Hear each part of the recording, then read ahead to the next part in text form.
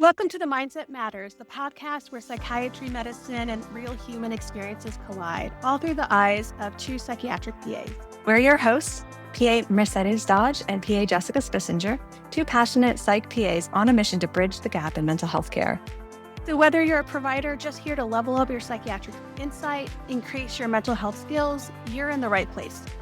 Each episode, we shine a light on the incredible work PAs are doing in psychiatry and beyond.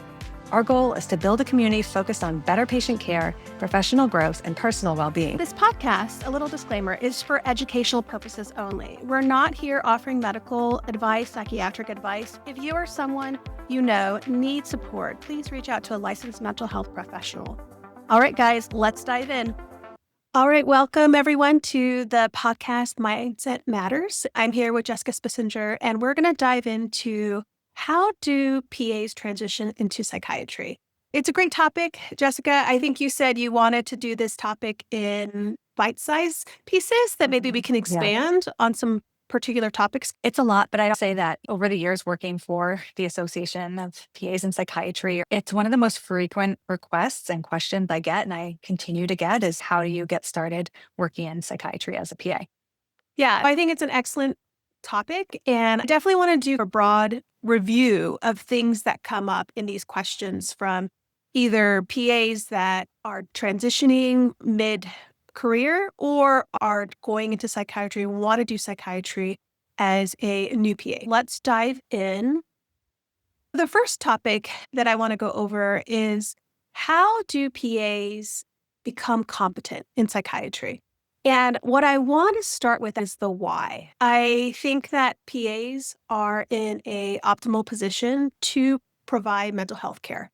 And we go back to the COVID pandemic where things really shifted and where PAs and a lot of other providers had to step up. I'm going to go over the statistics because we're going to go through a timeline. 1 in 8 people worldwide live with a mental illness. In 2021, nearly 58 million adults had mental health disorders, but less than half received treatment. That's why psychiatric PAs or PAs providing mental health care is so critical, and we need to hire more PAs in this space. And almost a third of these patients that didn't receive care didn't even know where to go for help. Okay, that is a huge gap. The reality is that the national projections show that in 2030, there's going to be a shortage of psychiatrists, up to 28,000 shortage. The HRSA expecting a 20% drop in the adult psychiatric workforce just as the demand peaks. This is the opportunity for PAs stepping into the space. Back in 2013, the NCCPA did a survey, and what they found is that 1.1% of PAs practice in psychiatry. By 2021, that number has doubled. And I mentioned, remember, the COVID pandemic happened around 2020. I think the PA stepped up. And the last number that I was going to go over is just a projection. What would be the number potentially in 2030? It's expected to double up to about 3.7%. Many of these PAs are practicing in underserved regions, the South and Midwest, and using telepsychiatry. Again, PAs are being innovative. They're stepping in when there's a need. And it fits. We're trained in the medical model. We think diagnostically, we manage medications, we coordinate care, we're collaborators. We're just the bridge for access to care. So despite the demand for psychiatry, I wanted to look at the statistics, how satisfied a psychiatric PA is in their job. And the statistic came up to over 86% of psych PAs report job satisfaction. I think that's a huge number, 86%. That's incredible. And if you had asked me to guess, I would not have guessed that high.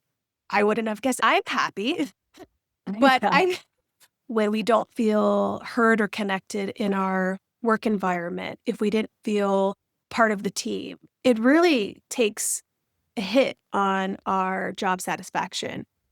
100%. One of the solutions is PAs moving into psychiatry. And they're ready. We have a medical model training. We collaborate well. Let's go over a couple of myths or assumptions that I've run into, and maybe you have too. A lot of people wanting to transition to psychiatry, they wonder, number one, do I need to complete a fellowship? Do I need to complete a psychiatric residency? And the reality is you don't. Do you run into this question a lot? Yes, but not too much because I think that there's not a whole lot of psych residencies in our country for PAs. And the question I may hear from time to time is, which ones are available? Where are they? But most people seem to recognize that they're just not, it's not really the norm to do, at least that I've encountered. We don't have that. But the point for this myth was that a lot of people want to know, how do I go into psychiatry as a PA? And do I have to complete some higher level of training? And we're going to go over areas that we can increase our competence. For example, what I wanted to point out is that you can transition from a family medicine PA to a psychiatric PA. That does. 100%. The myth too, or the thing that I run into is people think, oh, I have to find a psychiatrist. Correct, in regards to we need a collaborating physician or supervising physician, depending on the state that you're in. But over time, I'm seeing psych PAs hiring their own Mhm. psychiatrist. And I think that has changed over the time. And I think that it's not necessarily an independent psychiatrist hiring PA. It could be the Correct. other way around. It could be hospital systems, it could be Mhm. NP or PA run practices for sure. And I've heard of a lot of psychiatric PAs become the medical provider for a therapy group, right? A team of therapists that would do some medication management. And in those Right. cases, that psychiatric PA would be seeking to hire a psychiatrist for their, Depending on the state. depending on their state rules. The last one, PMHNP. Psychiatric mental health nurse practitioner. This we definitely hear a lot in regards to they're the only ones that get psych jobs. And I think that the reality is that we as PAs are trained in the medical model. We can get psychiatric jobs. I think we're in the ideal position because of our knowledge in psychopharmacology, collaborative care, and the whole patient management. And we're going to talk a little bit about how PAs have to advocate why they can be an excellent psychiatric provider. Completely. Yeah. Psychiatric NPs, they're just more established. People generally know their credentials. State to state varies, but PAs are still the new kid on the block, right? It's always been doctors and nurses and PAs coming in to profession and the 1960s for the PA 60s. profession. Remember rolling off the Vietnam War. Yeah, with the new first program from Duke, I think we need to talk about advocacy, and that's going to be one of the things we're going to jump into today. I wanted to get to know how you transitioned, Jessica, and then I can also go over how I transitioned. But what I notice is that there's a lot of ways or a lot of paths for a PA to go into psychiatry. There's clinical transitions. For example, they go from primary care to psych because of a mental health need. Training and education, you'll see a lot. There are fellowships, residencies, and higher doctorate degrees that can emphasize psychiatry. Then there's mentorship and opportunities. You find a mentor. I've heard Lisa that we interviewed before, she had a psychiatrist that was in one of her rotations that took her under their wing. Tell us a little bit how you got into psychiatry. I think my path was a little bit not the norm just because I was already a clinically practicing social worker prior to becoming a PA. And I decided to become a PA because I'd been practicing both as a therapist and as a medical social worker. And I felt I just wanted to advance my knowledge in medicine, which is why I went to PA school. I was open to a lot of different paths throughout PA school, but by the end of my clinical rotations, I really had gotten to the point where it's really about women's health and psychiatry for me. Yeah, I really like to hear the stories about people. That's really more what I'm drawn to. Upon graduation, again, not being the norm, I was pregnant with twins and I already had 3 children. And as soon as I graduated, I had my twins and then relocated to Massachusetts. Before I had my babies, I was looking for positions and I had come across one which was a geriatric psych position. And I wound up getting a call from them and they were very eager to have me get involved. And once I got my bearings with the relocation and stable, I started a position essentially as a psychiatric consult for a nursing home company. And what was really nice at the time, a couple things. One is that it's fee for service, and I could do as little as 4 hours a week, which seems wild, but it really helped me postpartum to ease into working, especially as a new grad. The other thing that was nice at the time, which I really appreciated from a standpoint of just being new, is that I wasn't doing any prescribing. I would go in, I would meet with the patient, I would look at their whole history, their meds, and I would make recommendations to the primary care provider who were managing their care in the facilities. And I would say, okay, this person needs their 6-month abnormal involuntary movement scale done. It was keeping up with those regulations. With the nursing homes, they always are looking for medication reductions. It'd say Mhm. either you can reduce the medication by this much, this is what I would recommend, or I would not recommend a reduction due to their risk factors.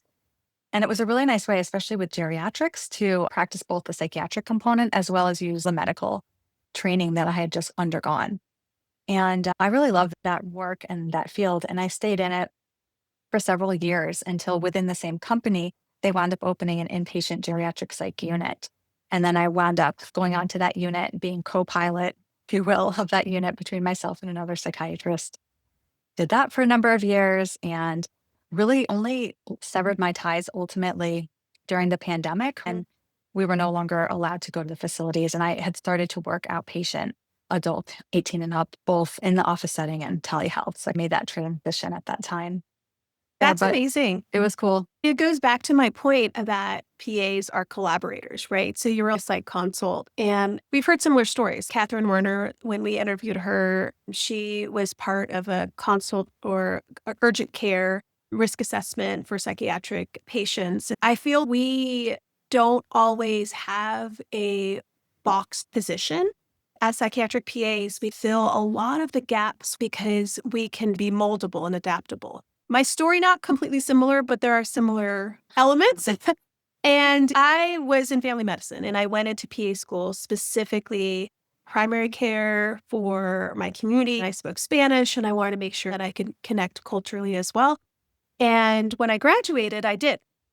And I became a provider that was a float. And a float primary care provider was a team of providers of MDs and Ps and myself, PAs, who would go to the offices where providers were out for vacation or medical leave or whatever. And we would serve those clinics. And that was urgent care clinics, that was family care clinics, that's the pediatric clinics and women's health clinics. And I was the bridge. Again, it was a perfect position for me because I loved medicine. I loved treating the patient as a whole. It was years ago. There was a psychiatrist that I became friends with, and she heard how much I connected with patients. And then I think I said something. I have patients that open up because no one asked them those types of questions about how health is and their physical health and all of the overlap. Well, that psychiatrist says, do you want to be on my team? There was a behavioral health department. She had difficulty in hiring nurse practitioners, actually. They would get hired in their department and then they wouldn't stay. The type of care for our underserved population is pretty hard. Spanish speaking, where if you're not Spanish speaking, the difficulty of trust, there's a lot of mistrust in medicine. And she took me under her wing and I created a clinical preceptorship. I said, if I'm transitioning, I want to challenge myself. And I got the DSM-5s and the case files and all of the books that would make me ensure that I felt confident in all types of psychiatric conditions and diagnoses. And she's the one that said, is there a board for psychiatry for people? And I said, well, there's this CAQ where if I get a certain amount of hours, complete work with a psychiatrist, that I could step in and complete the exam. And she said, you should do that. That's basically what I did. I created my own curriculum to feel competent because a lot of the care that I gave over time is me as the only provider in this office. That led to me doing a fellowship because that organization did see the impact of teaching and increasing competence of primary care providers in mental health care tools. I did a fellowship, UC Davis, UC Irvine, primary care psychiatry fellowship, and that fellowship taught me how to train other primary care providers in psychiatry. It just led to this change that I didn't anticipate going into PA school. And again, the similar thread, I think, with yours is that I became the consult. I became the person that filled the gap where they were having trouble providing mental health care. Did you have to move to do that fellowship or were you already living in the area? That's a good question. No, the fellowship is basically virtual. It was in UC Irvine and I was living in San Diego. We had to go to the 2 annual conferences. It's a weekend, 3 or 4 days that they had all of the psychiatric topics and we had training in person, but then everything was online. So we had a mentor, a psychiatrist mentor. Monthly, we would go over cases because we're all actually practicing. Everyone that was in the fellowship was practicing medicine. There was a couple therapists too. Most people were full-time providers. And we had 2 or 3 synchronous lectures that we had to log on to. And they were either early in the morning or lunch hours and sometimes in the evenings. We basically were practicing providers in the fellowship. Okay, interesting. Yeah, it was a mostly hybrid remote fellowship. Yeah. Very cool. Let's talk a little bit about, we're generalists in the original training of PA school, very similar to the medical model for MD. And we have really great numbers. In PA school, we complete roughly about 2,000 hours of clinical training that PAs have. And there's a lot of mental health embedded in that, whether yeah. it's a specific mental health clerkship, or if it's you're in ER and you're in family medicine, et cetera. On training for PAs, we have a deep understanding of neuroanatomy, neurochemistry, psychopharmacology, that we have a natural approach to mental health through a medical lens. And when we graduate, every PA has to take a national exam that does include psychiatry topics in the exam. And we are licensed to prescribe. The PMHNPs, their programs are entirely psychiatry focused. And when I looked up their hours, it was 500 to 1,000 clinical hours. PAs have that broader system-wide understanding of the medical and psychiatric symptoms overlap. The Harris poll found out that 91% of patients say PAs provide safe, effective care, and 89% say we improve outcomes. 90% say having a PA makes it easier to get an appointment. And 92% of U.S. adults support expanding PA roles to address provider shortage. The need is pretty huge, and only 12% of adults currently see a mental health provider. That's a massive gap. PA's training builds real competence in psychiatric assessments. We already see psychiatric patients and their symptoms in over 60% of our weekly encounters. We already see the psychiatric symptoms. And studies show that PAs feel confident in managing cases safely and collaboratively. Yeah. The growing need of the HRSA projects that by 2030 will face an 86% shortage in psychiatrists. That's why PAs can step up. Our medical model is team-based care, broad pharmacological training, and I love statistics. Over 1 in 4 PAs report initiating mental health treatment in clinical practice. We're already doing it. And I love that statistic because sometimes we do run into providers that do not feel comfortable touching medications. Reassessing diagnoses is a big one. The statistic just really solidified for me that we will prescribe because we feel confident in being able to do that. At the same time, what we're also seeing is that PAs will just go ahead and take the leap and do dedicated psychiatric practice myself. For me, when I made that transition for me to really say, am I going to let go of my passion in primary care and family medicine? And what I've learned is I still integrate that into my psychiatric practice. I go over labs with patients. I talk about how this holistic picture of their health. And that's the beauty about our mindset and the way that we learn. And also, I was saying with my first position in psychiatry, working with the geriatric population, there can be a big spectrum as well, where if you really want that dual immersion, you can get very involved for sure. Yeah. And patient settings as well is very involved with internal medicine. I've seen many PAs work in different types of psychiatric practices. After I transitioned to psychiatry and I moved right before the pandemic, I wanted to transition to see more children and adolescents. I was dedicated in trying to find a position that I can continue to build what I can practice. One of the reasons why I loved primary care and family medicine is I saw the patients from babies to geriatrics. I felt I was connected with families and I saw the evolution. When I did psychiatry in the beginning, it was only adults, and then I transitioned to adding children, adolescents, which I'm passionate about. And during that time, I became a parent educator to be completely holistic in the care that I provide. I need to have tools to help the parents. And guess what? It really helped me as a parent too. Parallel process. Parallel process. I can also empathize with parents and I can say, there's no perfect parent. We're all imperfect parents. and we're trying to break the cycle of our rearing, or we're trying to make connections with who we are today.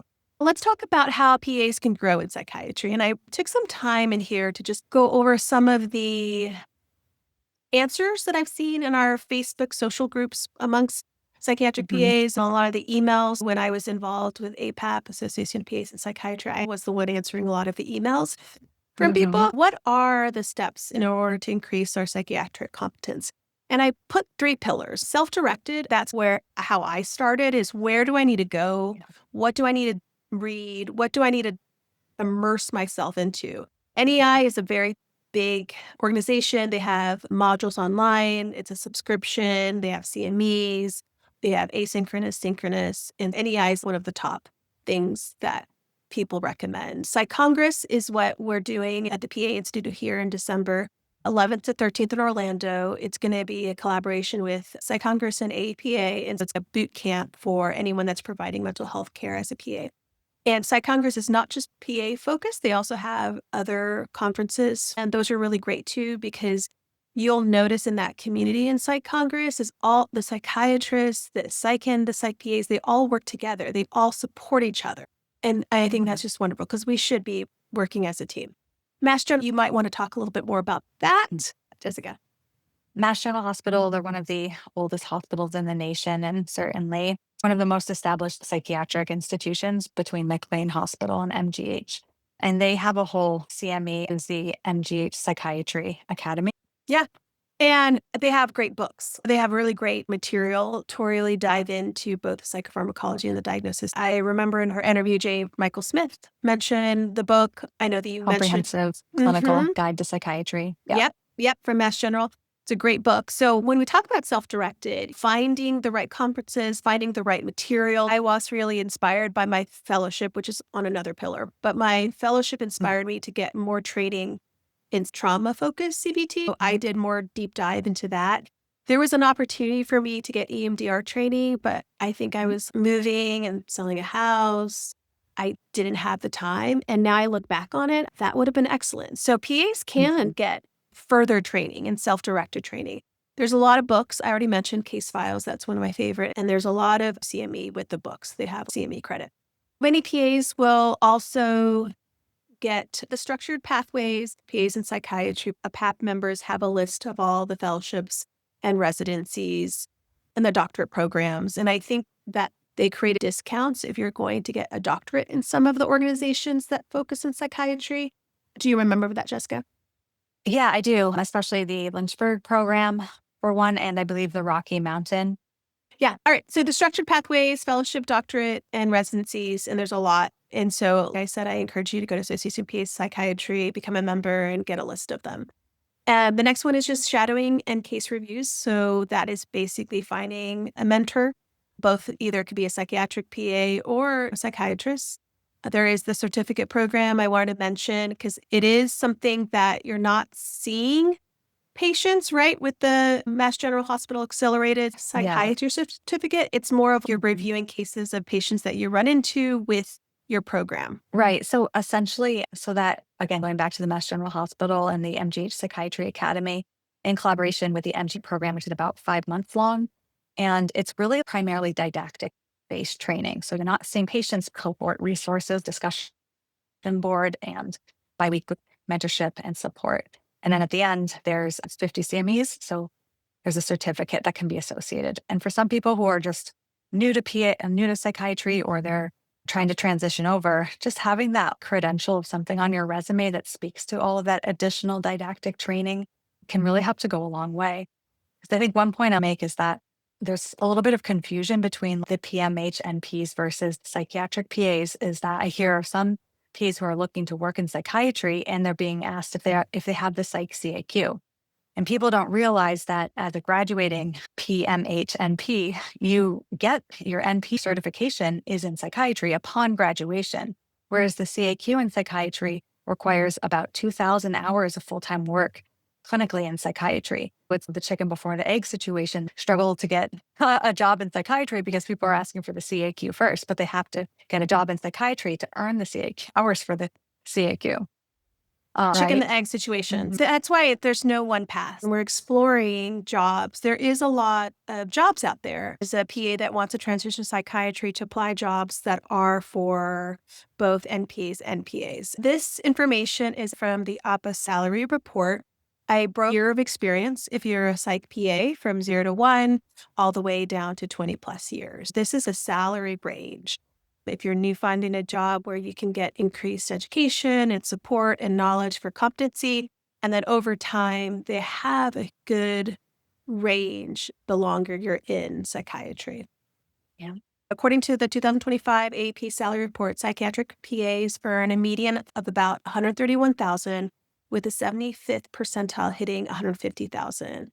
And experienced PAs earning well above that, often into the mid 160,000s. Absolutely. Okay, this is our last slide. And what I wanted to talk about is how policy shapes the ability to practice psychiatry as a PA. US states recognize PAs as mental health providers very differently.